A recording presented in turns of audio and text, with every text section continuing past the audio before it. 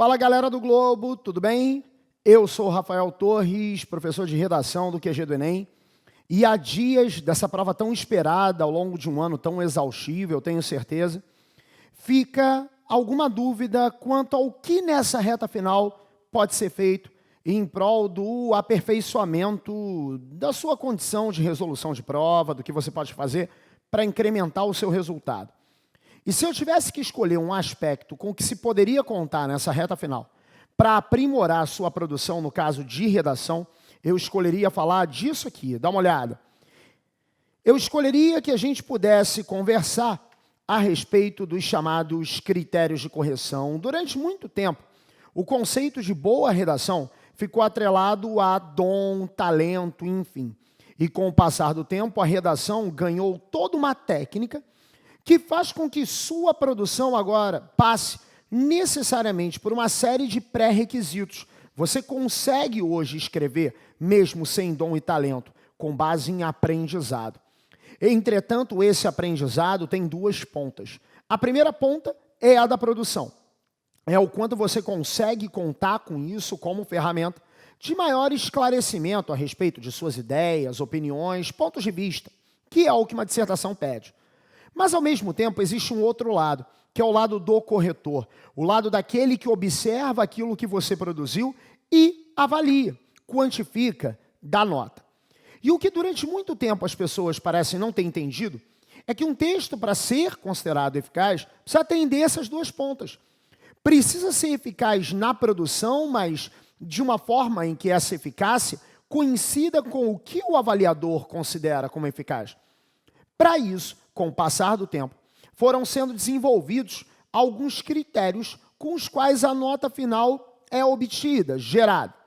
E esses critérios também foram evoluindo conforme as bancas que optaram por contar com determinados tipos de correção ou outras. Para você ter uma ideia, as correções sempre se dividiram em dois grandes grupos.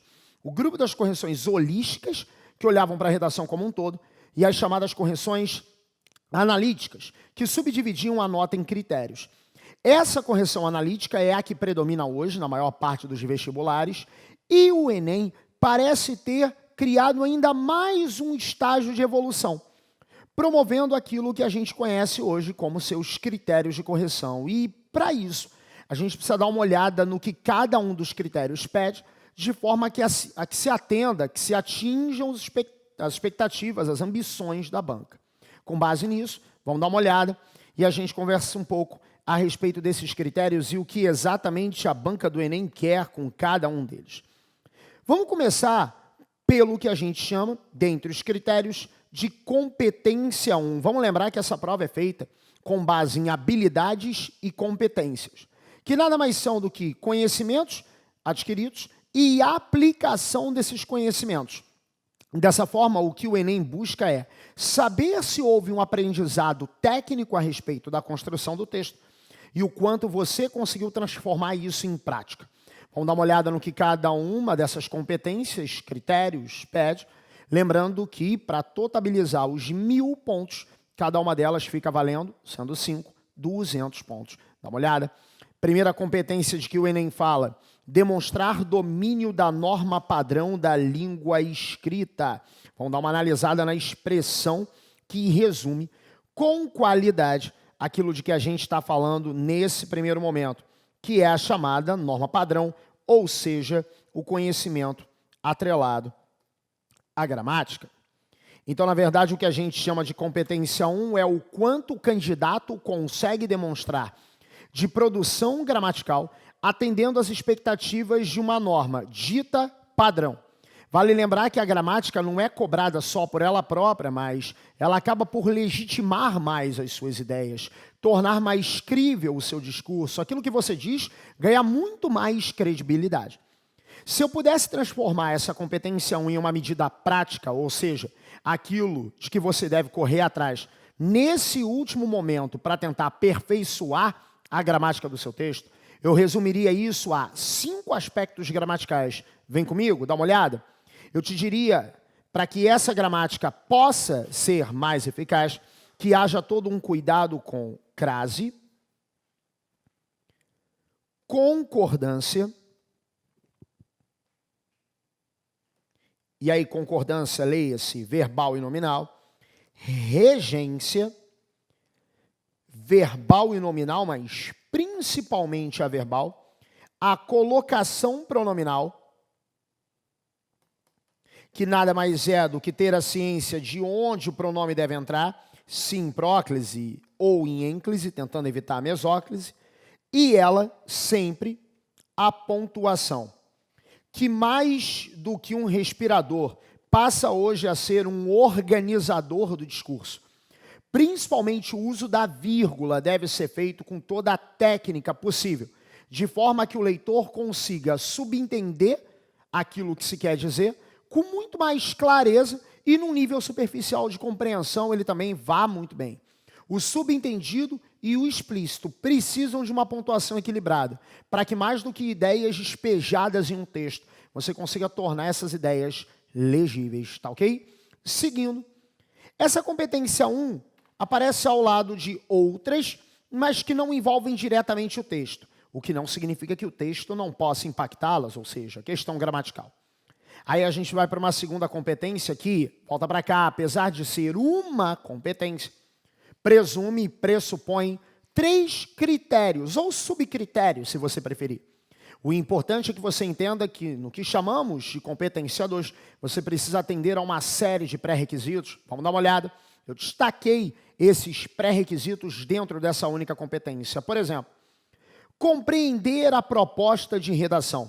A competência 2 começa dizendo que existe um tema e esse tema precisa ser contemplado a partir de tudo que você tem à mão para sustentar a argumentação, porém tudo que caiba em um texto, com os limites do Enem.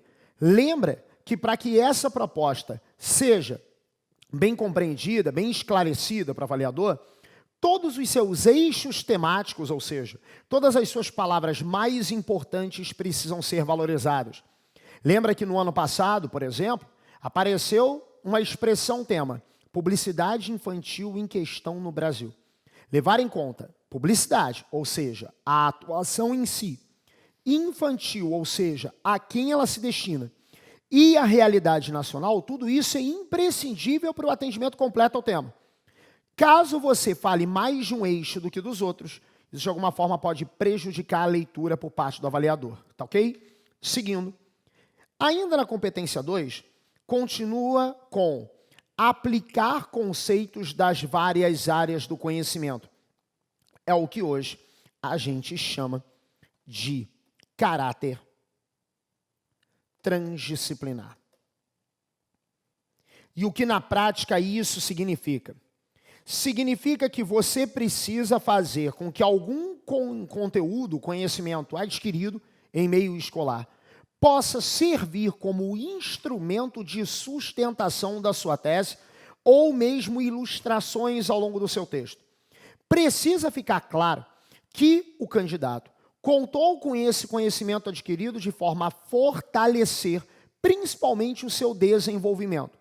Áreas como filosofia, sociologia, história e geografia são frequentemente úteis em termos de perfil de tema Enem, assim como em algumas ocasiões, até mesmo disciplinas como biologia e química podem ser aplicadas. Então, fique atento quanto à necessidade de esse conhecimento adquirido ocorrer em meio ao texto, tá certo? Seguindo, para desenvolver o tema dentro dos limites estruturais do texto dissertativo, argumentativo. O que a banca está buscando nesse caso é aferir se você de fato demonstrou dominar o que conhecemos como dissertação argumentativa. Leia-se um texto com opinião e, ao mesmo tempo, com sustentação. Na verdade, não basta você oferecer ideias a respeito de um determinado tema. Você precisa colocar essas ideias, esses pontos de vista, essas perspectivas, sempre com uma sustentação sólida, capaz de convencer aquele que lê a respeito de a sua ideia ser a melhor possível a respeito daquela discussão. Fazer com que a sua proposta de tese, a sua opinião, tenha a maior credibilidade dentre todas as teses a respeito do mesmo assunto, tá ok? Seguindo, ainda passeando pelas competências, chegamos à chamada competência 3. E detalhes importantes nela, olha como ela se coloca. selecionar, relacionar, organizar e interpretar informações, fatos, opiniões e argumentos em defesa de um ponto de vista. Se você parar para pensar, esses verbos em sequência parecem, para alguns, dizer o mesmo. Entretanto, cada um tem uma mensagem que, se compreendida, pode favorecer demais a construção de uma redação mais sólida. Quer ver? Dá uma olhada. Quando você fala em selecionar, é fundamental que se entenda que nem toda informação vale a pena em termos de texto. Vamos tentar evitar o excesso para que, de alguma forma, o texto seja o objetivo final e não simplesmente o despejar de informações obtidas previamente. Então, o selecionar mede o quanto você escolheu as melhores informações para compor o texto, para estruturar a dissertação. Tá ok? Seguindo, o relacionar é basicamente a construção de elos entre as partes do texto. Será que os argumentos com que você contou sustentam realmente aquilo com que você contou como ponto de vista? Será que não foram informações alheias ou mesmo superficiais? Então tem que tomar cuidado para que, no atendimento a essa competência, as melhores informações já selecionadas se relacionem com conveniência ao que você demonstrou de opinião. Seguindo, a ideia do organizar, que nada mais é do que o dado certo, na posição certa. Será que a argumentação veio em meio ao desenvolvimento, que é onde a gente espera que ela apareça? Será que a tese, ou seja, seu posicionamento, veio na introdução, que é onde esperamos que ela ocorra? O organizar pressupõe a ideia de que cada dado tem o seu lugar correto, tá ok? E isso precisa ser respeitado. Seguindo, para fechar, esse último verbo talvez seja o mais inusitado, que é o interpretar. Mas o interpretar significa o seguinte: não adianta o dado, mas o uso que se faz dele, até mesmo em termos de coletânea.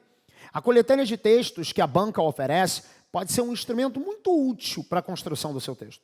Desde que você não copie trechos, mas conte com esses dados parafraseados, ou seja, com as suas palavras, ou mesmo como bases de argumentação, mas sempre privilegiando a sua autoria. Tá ok? Seguindo, informações, fatos, opiniões e argumentos em defesa de um ponto de vista. Em resumo, a competência 3 pressupõe a sua capacidade de argumentar. Tá ok? Seguindo, vamos para a competência 4, que também fala de conexão, entretanto, uma conexão diferente, que é a conexão pela forma. Demonstrar conhecimento dos mecanismos linguísticos necessários para a construção da argumentação. Se a argumentação pressupõe a associação de dados, que mecanismos linguísticos poderiam associar esses dados? A competência 4, em resumo, é a coesão. Então, o que nela a gente mede, vamos lá. A repetição vocabular está muito evidente. Está usando no mesmo parágrafo um mesmo vocábulo N vezes. Os quês têm se repetido com frequência nos mesmos períodos. As conjunções têm estabelecido as relações semânticas que a gente espera delas. Por exemplo, um já que. Será que o que vem depois do já que é causa do que veio antes? Será que um logo está realmente concluindo um dado anterior? É para isso que a gente atenta quando olha para a competência 4, tá ok? Seguindo, a gente termina com a competência 5, e aí divisão da competência 5 em dois aspectos. Elaborar proposta de intervenção para o problema abordado. Fica ligado. Todo tema Enem ou já é um problema de cara, ou inclui um problema que cabe a você descobrir. E para esse problema, cabe uma proposta de solução, respondendo a 3 perguntas básicas. Dá uma olhada. Essa proposta de intervenção pressupõe, em primeiro lugar, o que deve ser feito. Ao mesmo tempo, quem deve fazer, ou seja, qual é o agente dessa solução? É o Estado? É a iniciativa privada? E um como, ou seja, a soma de mecanismos que fazem com que essa intervenção seja aplicada. Lembrando que na mesma competência 5, fecha comigo, existe a questão do respeito aos direitos humanos. O respeito ao direito humano pressupõe o seguinte: A gente não deve ferir aquilo que principalmente prega, reza, proclama, algum tipo de documento que ao longo da história pressupõe as relações humanas. Tem um documento que ilustra perfeitamente isso e o que eu sugeriria, inclusive, como base, para que você tenha certeza de estar ou não, e aí é o caso de corrigir, obedecendo a esses direitos, a esses critérios humanitários, que é a Declaração Universal dos Direitos Humanos da ONU de 1948. Então, posturas mais radicais, xenófobas, que traduzam qualquer tipo de intolerância, são extremamente mal vistas por uma banca que preza por essa respeitabilidade. Tá certo? Isso é um resumo da caixa preta da correção e que, transformada em iniciativa, em atitude, você pode fazer do seu texto um texto bem mais qualificado. Tá ok? Espero que tenha sido útil e que você possa contar com isso para que esse 1000 esteja cada vez mais próximo e, consequentemente, esse sonho da sua universidade sendo alcançado. Tá ok? Um abraço, sucesso!